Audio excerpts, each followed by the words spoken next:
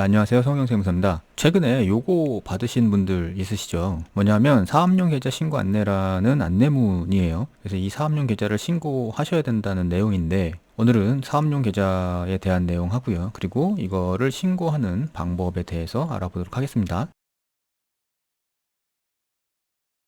일단 사업용 계좌란 뭐냐 하면 말 그대로 사업용에 사용되는 계좌예요. 그러니까 개인 사업자 같은 경우에는 법인이 아니다 보니까 그 통장에서 거래하는 내역이 개인적인 목적과 사업적인 목적이 이제 뒤섞이는 경우들이 많이 있죠. 근데 이제 사업용 계좌라는 건 오로지 사업용으로만 사용하라는 뜻이에요. 그리고 사업용 계좌를 하나 정해가지고 그거를 신고하라는 게 사업용 계좌 신고죠. 좀 더 구체적으로 살펴보도록 하겠습니다. 일단 이게 이제 소득세법 제 160조의 5인데요. 여기 보면 이제 사업용 계좌에 대한 내용들이 나와 있어요. 주된 뭐 단어들은 여기 보시면 복식부기 의무자 있고요. 그 다음에 뭐 금융회사 등을 통해서 결제하는 경우, 인건비, 임차료, 그 다음에 6개월 이내 뭐 이런 단어들을 보면 사업용 계좌에 대한 내용은 다 이제 파악이 되는 건데 일단 사업용 계좌는 어떤 거래에 대해서 사용을 해야 되냐?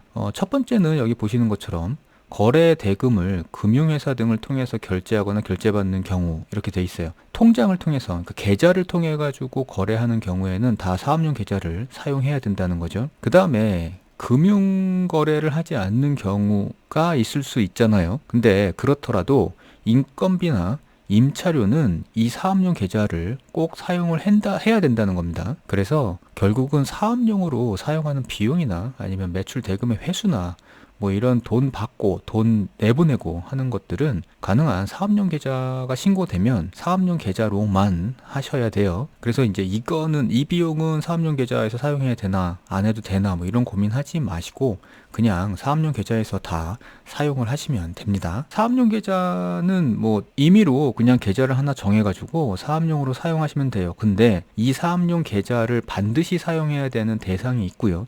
그리고 그 대상들은 반드시 신고를 하셔야 됩니다. 일단 첫 번째 대상은 복식부기 의무자죠. 복식부기 의무자는 업종과 수익 금액에 따라서 이제 정해지는데 도매업, 소매업, 그다음에 뭐 농업, 임업, 광업 뭐 이런 것들 같은 경우에는 3억 원 이상이면 복식부기 의무가 있고요. 제조업이나 뭐 음식점도 그래요. 그다음에 건설업 뭐 이런 경우에는 1억 5천만 원 이상이 넘으면 복식부기 의무자에 해당되고 그다음에 기타 이제 서비스업이나 부동산 임대업 같은 경우에는 7,500만 원 이상이 기준 금액입니다. 그래서 이 기준 금액을 넘어가게 되면 복식부기 의무자가 되고 복식부기 의무자가 되면 이 신고를 하셔야 된다는 거죠. 사업용 계좌 신고를.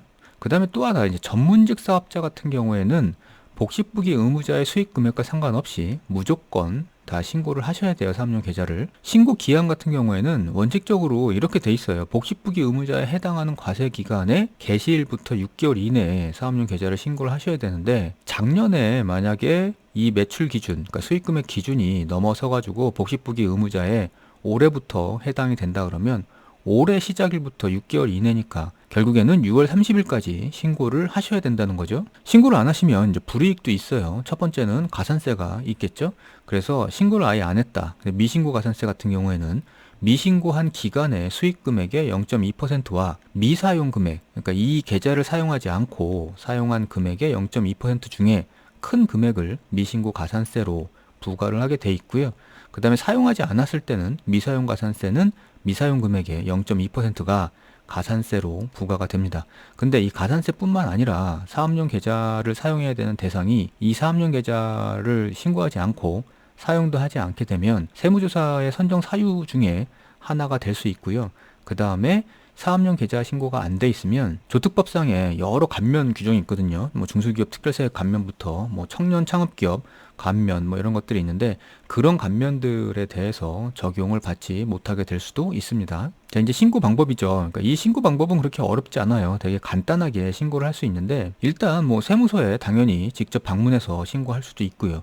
그 다음에 이제 우편으로 보낼 수도 있고요. 이 우편으로 보내는 건 아까 그 안내문 있잖아요. 안내문에 보면 뒷장이나 아니면 별도로 해가지고 이 사업용 계좌 신고서를 같이 보내주거든요.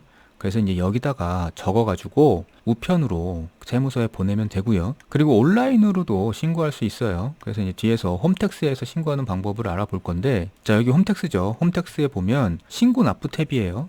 이것도 신고기 때문에 신고 납부 탭에서 아래 보시면 사업용 계좌 개설이란 메뉴가 있어요. 일반 신고 메뉴 중에. 여기로 들어가시면 이제 요런 화면이 뜨거든요. 그럼 가장 먼저 기본적인 인적 사항을 입력을 하셔야 돼요. 참고로 하나 말씀드리면 이게 그 사업자 번호로도 사업용 계좌를 신고할 수 있고요. 그 다음에 이제 프리랜서 같은 경우에는 사업자가 없잖아요. 그러니까 이런 경우에는 주민등록번호로 사업용 계좌를 신고하실 수도 있습니다. 그래서 여기에 이제 해당되는 내용들을 다 적으시고 밑에 보시면 여기 계좌 추가를 해가지고 여기에다가 그 계좌 번호를 적는 건데 이 계좌 추가가 비활성화가 돼 있어요, 처음에는. 그래서 위에 기본적인 인적사항을 적게 되면 조회하기를 한번 클릭하셔가지고요. 그러고 나면 이제 계좌 추가라는 요 메뉴가 활성화가 되죠. 그러면 여기 계좌 추가를 누르면 이 밑에 기재할 수 있는 란이 뜨게 되고 여기에 이제 기입을 하시면 됩니다. 자, 그래서 여기에 이제 기입을 하고 나서요. 그러니까 계좌를 하나 정하시면 돼요. 뭐 사업용으로 별도로 만드셔도 되고 아니면 기존에 이제 개인이 사용하던 계좌를 사용하셔도 됩니다. 다만 이제 그때부터는 사업용으로만 사용하셔야겠죠? 그리고 여기에 이제 기입을 하시게 되면 이제 개설 신청이라는 요 메뉴 상태가 떠요. 그리고 이제 신청하기를 누르시면 요 메뉴가 개설 완료로 바뀌죠. 이제 이렇게 되면 신청하기는 끝나는 거고요. 참고로 요 사업용 계좌를 신고하실 때 그 유의하셔야 되는 거 몇 가지가 있는데 사업장이 여러 개 갖고 계신 경우에는 사업장별로 각각 사업용 계좌를 신고하셔야 됩니다. 그리고 아까도 말씀드렸다시피 프리랜서, 인적 용역 사업자 같은 경우에는 주민등록번호로 신고하시면 되고요. 대신에 아무나 주민등록번호로 신고할 수 있는 건 아니고 사업자 등록이 있는 사업자는 반드시 이 사업자 등록번호로 신고를 하셔야 되고요. 그리고 이거는 사업용 계좌 개설 신고하는 화면이에요. 만약에 환급 계좌를 개설하고 신고하신다 그러면 환급 계좌 개설 신고 화면에서 하셔야 됩니다. 자, 이렇게 해가지고 사업용 계좌를 신고하는 것까지 마쳤어요. 아까 신청하기 눌렀죠? 그러고 나서 이게 이제 어떻게 됐는지를 조회를 해 보시려면 조회 발급 탭에서 이 기타 조회에 보시면 사업용 계좌 신고 현황이라는 게 있거든요. 그러니까 여기로 들어가 보시면 이런 화면이 떠요. 사업용 계좌 신고 현황 조회에 사업용 계좌로 아까 신청했던 것들이 이렇게 떠 있잖아요.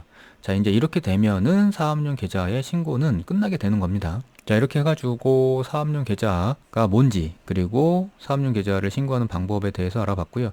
그렇게 내용이 복잡하고 어렵지 않아요. 근데 반드시 이 기한은 지켜주셔야 된다는 거죠. 아까도 말씀드렸다시피 기한은 6월 30일까지입니다. 혹시 이게 안내문을 못 받으셨는데 본인이 검토를 했을 때 사업용 계좌 신고 대상이신 복식부기 의무자에 해당이 올해부터 된다.